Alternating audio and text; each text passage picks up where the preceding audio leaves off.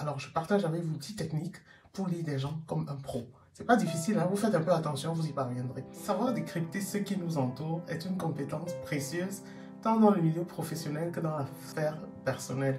Au travail, dans les relations sociales, comprendre les intentions et les émotions cachées derrière les gestes, les paroles de nos interlocuteurs peut s'avérer crucial. Très délicat. La psychologie nous offre des outils pour percer à jour les mystères de l'interaction humaine fugace peut en dire long sur les pensées d'une personne.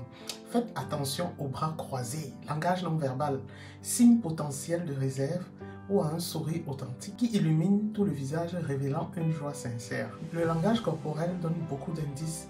Observez souvent ces éléments-là, c'est très facile. Deuxièmement, pratiquez l'écoute attentive et empathique. Écouter ne se limite pas à attendre les mots, c'est comprendre le message émotionnel qu'il y a derrière les paroles. En montrant de l'empathie et en posant des questions ouvertes, on peut encourager l'autre à se confier davantage. Troisièmement, prendre en compte le contexte, ça c'est très important. Les circonstances influencent les comportements. Une réaction dans un cadre professionnel peut différer radicalement de celle dans un environnement beaucoup plus détendu, soulignant l'importance du contexte dans l'analyse des interactions.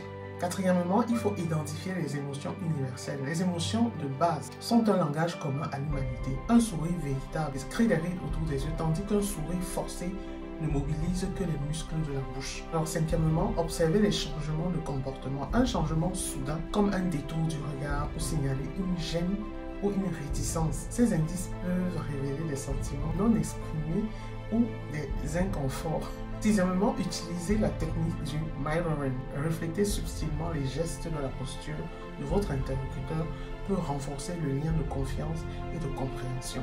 Il est bien de savoir que cette synchronisation non verbale favorise une meilleure connexion émotionnelle. Septièmement, affûtez votre intuition. Parfois, notre instinct nous donne une lecture immédiate et précise des autres.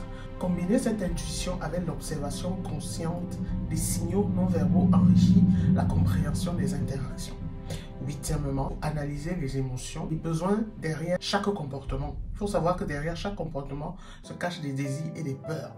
Comprendre ce qui motive la personne de ses aspirations à ses appréhensions peut éclairer ses réactions et ses choix. En neuvième position, il faut exercer la patience et l'humilité. Sachant que la capacité à lire autrui se cultive avec le temps et l'expérience, chaque interaction est une opportunité d'apprentissage nécessitant une approche humble et ouverte. Et enfin, en dixième position, il faut pratiquer, apprendre de l'expérience. Comme tout art, les gens s'affinent par la pratique. Multiplier les interactions, réfléchir à nos perceptions et solliciter des retours émettre efficacement, de s'améliorer, et alors vous verrez que maîtriser ces 10 techniques enrichiront non seulement vos relations, mais affinera également votre intuition et votre empathie. Vous jugerez de moins en moins les gens et pour les personnes qui sont mal intentionnées, elles se feront prendre facilement. Donc voilà les 10 points que j'ai voulu partager avec vous parce que j'ai trouvé ça drôle. Ça se passe chaque jour dans nos vies, donc attention, notre interaction avec les gens va être facile. Et nous serons moins en proie à critiquer, à attendre des autres,